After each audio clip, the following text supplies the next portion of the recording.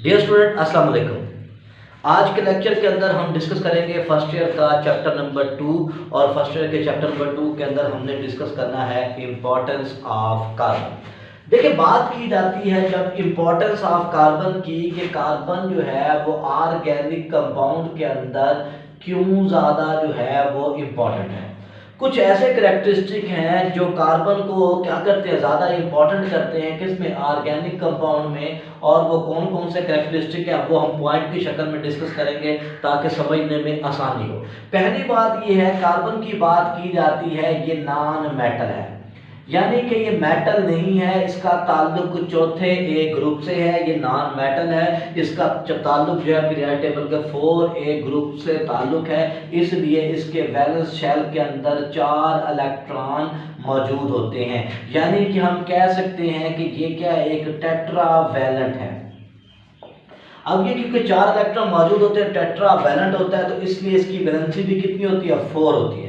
अब 4 वैलेंसी है, non metal है, तो इसलिए जब ये बॉन्ड बनाती है तो उसका जो बॉन्ड होता है वो भी क्या होता है, वो भी जो है शेयरिंग की वजह से बनता है, शेयरिंग ऑफ इलेक्ट्रॉन, क्योंकि इसे अपना ऑक्टेट पूरा करना है, बैलेंस शेल इसे पूरा करना है, तो इसलिए ये क्या करते हैं, शेयरिंग ऑफ इलेक्ट्रॉन करती है। जब शेयरिंग ऑफ इलेक्ट्रॉन करती है तो ऐसा बॉन्ड जो इलेक्ट्रॉन की शेयरिंग से बनता है, हम जानते हैं उसे क्या कहते हैं, उसे कोवलेंट बॉन्ड कहते हैं। अब ये बेसिकली कोवलेंट बॉन्ड बनाती है। फिर इसका जो कोवलेंट बॉन्ड होता है, शेयरिंग होता है, इसकी शेयरिंग होती भी इस तरह है कि ये जब दूसरे एटम के साथ, फर्ज करें हम मीथेन को डिस्कस करते हैं, जब ये दूसरे एलिमेंट के साथ बॉन्ड बनाती है, जैसे कि ये हमारे पास मौजूद है हाइड्रोजन।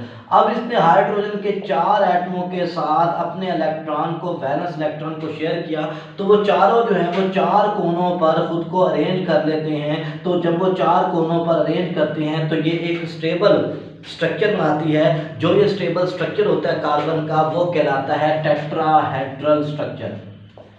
अब ये जो टेट्राहेड्रल स्ट्रक्चर है ये स्टेबिलिटी देता है, और यही स्टेबिलिटी आगे जाके स्ट्रक्चर कॉन्फ़िगरेशन में मदद देती है। तो स्ट्रक्चर कॉन्फ़िगरेशन के अंदर जो अहम रोल अदा करता है वो इसका टेट्राहेड्रल स्ट्रक्चर है, क्योंकि ये 4 कोवलेंट बॉन्ड बनाते हैं। तो 4 कोवलेंट बॉन्ड की वजह से क्या होता है कि ये जो है इस तरह ये इन्वॉल्व होते हैं।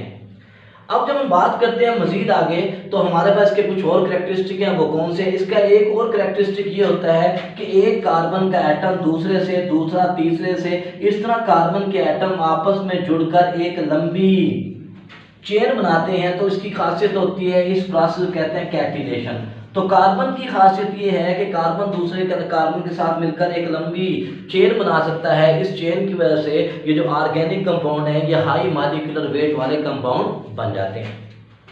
मजीद जब इसकी खसूसियत की बात करते हैं, एक तो नॉन मेटल होगी, उसके बाद चौथे ग्रुप से टेट्रावैलेंट होगी, कोवलेंट बॉन्ड बनाती है, टेट्राहेड्रल स्ट्रक्चर बनाती है, कैटिनेशन करती है। इसके अलावा इसकी खासियत ये है कि ये जब बॉन्ड बनाती है या स्ट्रक्चर बनाती है तो इसमें तीनों स्ट्रक्चर मौजूद हैं। जैसे कि ये मैं एक स्ट्रक्चर बना रहा हूँ 4 कार्बन वाला, जो कि लीनियर है। इस 4 कार्बन वाले लीनियर स्ट्रक्चर को हम लोग नाम देते हैं एन ब्यूटेन का। अब ये देखें, ये स्ट्रेट चेन है, इसका मतलब ये स्ट्रेट चेन में बनाती है, इसे हम कहते हैं कि स्ट्रेट चेन है, या ये अनब्रांच्ड है। फिर ये क्या करती है, इसी को देखेंगे समझाने के लिए कि यहाँ पे देखें तो इसने क्या किया, इसने जो है ये ब्रांच बना दी, जिसे आइसोब्यूटेन का नाम भी देते हैं, और जिसे हम नाम देते हैं किसका, हम कहते हैं कि 2 मिथाइल प्रोपेन, ये नाम है, ये इसकी ब्रांच फॉर्म है। इसी तरह ये क्या होती है, रिंग की स्ट्रक्चर के अंदर भी मौजूद होता है। तो इसका मतलब ये है कि ये कार्बन जो है ये तीनों किस्म के स्ट्रक्चर में मौजूद है, ये एन में भी, आइसो में भी, और ये रिंग स्ट्रक्चर में मौजूद होती है, जो मजीद इसे क्या देते हैं, जो मजीद इसे स्टेबिलिटी देते हैं, मजीद इसे क्या करते हैं, ऑर्गेनिक कंपाउंड के स्केलेटन ऑफ लाइफ के अंदर अहम रोल अदा करते हैं। फिर हम मजीद देखते हैं कार्बन की खासियत। कार्बन की खासियत ये है कि ये दूसरे एलिमेंट के साथ जुड़कर क्या कर सकती है, बॉन्डिंग कर सकती है।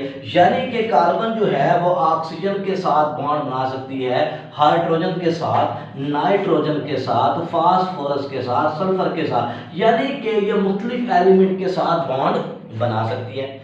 फिर इसके अलावा इसकी खासियत यह है कि अगर कार्बन जो है वो बनाती है किसके साथ, ऑक्सीजन के साथ बॉन्ड, तो कार्बन का बॉन्ड जो ऑक्सीजन के साथ होता है ये कार्बोहाइड्रेट के अंदर मौजूद होता है, और कार्बोहाइड्रेट के अंदर मौजूद होता है इस बॉन्ड को ग्लाइकोसिडिक बॉन्ड भी कहते हैं।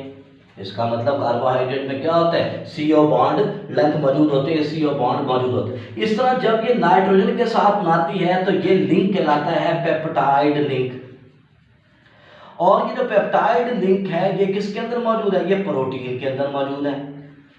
इसी तरह जब ये क्या करती है, हाइड्रोजन के साथ बनाती है तो ये हाई पोटेंशियल एनर्जी वाला होता है। इसी CH रेशियो की वजह से लिपिड जो है वो हाई एनर्जी कंपाउंड है। तो इसका मतलब ये है कि ये क्या होती है, ये मौजूद है ऑक्सीजन के साथ ग्लाइकोसिडिक फॉर्म के अंदर, ये नाइट्रोजन के साथ मौजूद है पेप्टाइड बॉन्ड के अंदर, और ये हाइड्रोजन के साथ मौजूद है लिपिड के अंदर जो हाई एनर्जी कंपाउंड है इसी की रेशियो की वजह से। इसके अलावा जो है मजीद जब हम इसे देखते हैं तो इसकी खासियत ये है कि ये मल्टीपल बॉन्ड बनाती है, यानी कि अगर कार्बन को अटैच होने के लिए मुकम्मल एलिमेंट दूसरे मिल जाएं तो ये सिंगल कोवलेंट बॉन्ड बनाती है, सैचुरेटेड फॉर्म। अगर इसे ना मिले तो फिर ये क्या करती है, डबल बॉन्ड बनाती है, यानी कि अल्कीन फॉर्म, ठीक हो गया, या ये बनाती है ट्रिपल कोवलेंट बॉन्ड यानी कि अल्काइन फॉर्म। तो ये हमारे पास अनसैचुरेटेड फॉर्म है और ये हमारे पास सैचुरेटेड फॉर्म है।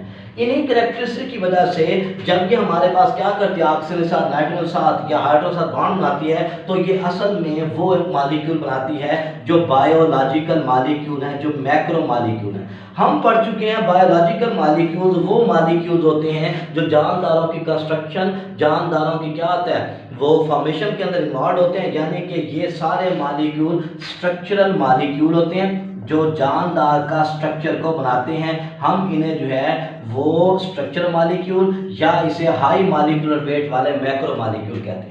दूसरे मॉलिक्यूल वो होते हैं जैसे हमारे पास क्या हो गया, स्टार्च हो गया, सॉरी जैसे ग्लूकोज हो गया, जैसे ATP हो गया, ATP हो गया या ग्लूकोज हो गया, ये वो मॉलिक्यूल हैं जो लो मॉलिक्यूलर वेट के हैं, यानी कि माइक्रो मॉलिक्यूल हैं। इन मॉलिक्यूल के टूटने से एनर्जी बनती है। ये जो मैक्रो मॉलिक्यूल है ये स्ट्रक्चर बनाते हैं, माइक्रो मॉलिक्यूल जो है ये एनर्जी बनाते हैं, और ये सारे मॉलिक्यूल्स के अंदर कार्बन जो है ये मेजर रोल अदा करती है। इन चंद खसूसियात की वजह से हम कहते हैं कि कार्बन की जो है वो ऑर्गेनिक कंपाउंड के स्केलेटन के अंदर बहुत ज़्यादा इंपॉर्टेंस है, या स्केलेटन ऑफ लाइफ के अंदर जो है वो carbon play a vital role. तो ये आज हमारा लेक्चर था जिसके अंदर हमने डिस्कस किया कार्बन को। कल हम डिस्कस करेंगे about the importance of water.